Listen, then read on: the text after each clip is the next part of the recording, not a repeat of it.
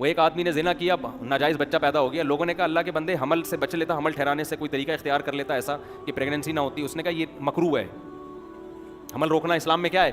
اس نے کہا کم بخت جب تو نے یہ کر لیا تو مکروہ کو کیا دیکھ رہا ہے تو. تو اب جب گوروں نے ہومو سیکچولیٹی کو حلال کر دیا ہے تو ان کے یہاں جوا سٹا سود مود یہ تو چھوٹی موٹی چیزیں ان کے ہیں, تو کہتے ہیں اس میں کیا ہوتا ہے. تو یہ ان کے مسائل نہیں ہیں, دنیا میں حکومت ان کی ہے, لہذا انشورنس بیمہ پالیسیاں پوری دنیا میں یہی طریقہ تجارت کا انہوں نے رائج کر دیا ہے. یہ پیسہ کمانے کا نہ فطری طریقہ ہے.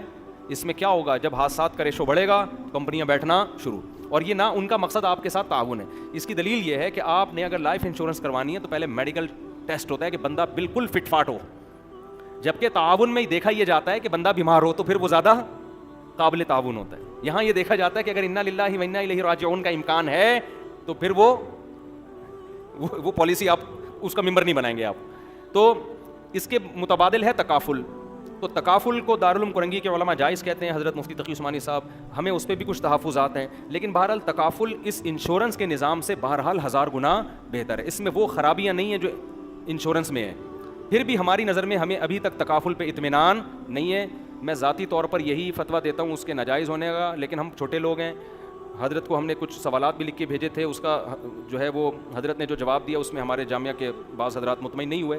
اب ایسے مسئلے میں جب اختلاف ہوتا ہے, میں تو چھوٹا آدمی لیکن جامعہ ہی کے بڑے سینئر لوگ وہ بھی اختلاف کر رہے ہیں حضرت سے اس مسئلے میں, تو ایسے مسئلے میں عوام کے پاس پھر دونوں راستے ہوتے ہیں. عوام کیا کرے بیچاری, تو عوام کے پاس کو یہ بتایا جاتا ہے بھائی احتیاط اس میں ہے کہ بچو, گنجائش اس میں ہے کہ کر لو.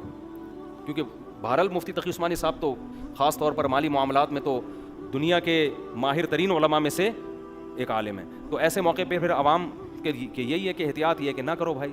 ویسے بھی میں لوگوں سے کہتا ہوں یار تم نے حادثات سے بچنے کے لیے اپنے پہلے ہی پیسے جمع کر کے رکھ لو نا, کچھ پراپرٹی لے کے ڈال دو. ارے کچھ پیسے جمع کر کے ایک پلاٹ لے کے ڈال دو کہ کچھ ہو گیا تو یہ پلاٹ بیچ کے تلافی کروں گا, سمجھتے ہو, یہ زیادہ اچھا ہے, یہ بالکل بے غبار طریقہ ہے. اکیلے نہیں کر سکتے, مل جل کے بہت سارے لوگ گروپ بنا کے کر لو. خیر اب یہ ایک لمبی چوڑی تفصیل ہے.